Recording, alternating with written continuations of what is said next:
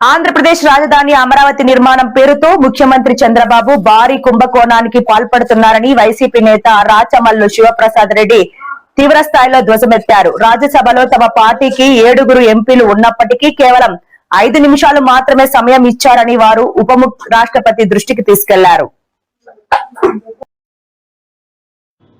బంగారం పండించే 50,000 ఎకరాల భూములను రైతుల నుంచి దుర్మార్గంగా లాక్కున్నారని మండిపడ్డారు. 2 లక్షల కోట్ల వ్యయంతో 1,00,000 ఎకరాల్లో నిర్మాణం చేపడతామన్న బాబు గత 7 ఏళ్లలో కేవలం 80 కోట్లు మాత్రమే ఖర్చు చేశారని విమర్శించారు. ఇదే వేగంతో వెళితే రాజధాని పూర్తి కావడానికి 200 ఏళ్లు పడుతుందని ఎద్దేవా చేశారు.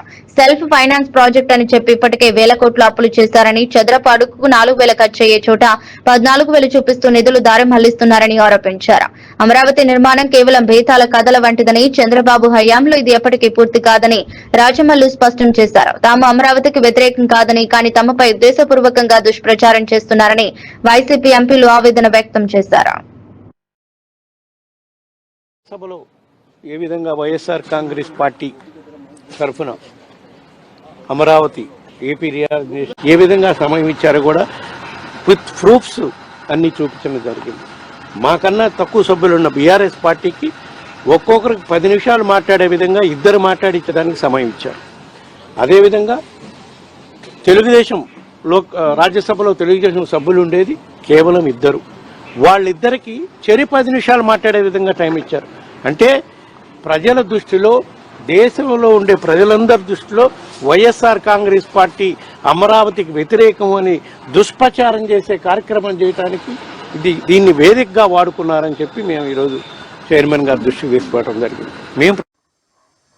మీకోసం మళ్ళీ పుడతాడు, ఈ రాష్ట్రంలోనే పుడతాడు, మళ్ళీ ముఖ్యమంత్రి అవుతాడు, మళ్ళీ 100 సంవత్సరాలు బతుకుతాడు, రాజధాని నిర్మాణాన్ని పూర్తి చేస్తాడు. నేనుంటానా నువ్వు ఉంటానంటే మనం పాపులం, మనము పుట్టి ఉండం.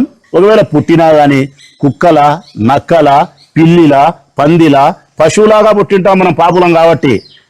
ఆయన పుణ్యాత్ముడు, దేవదేవుడైన వెంకటేశ్వర స్వామికి ఎంతో సేవ చేసినవాడు,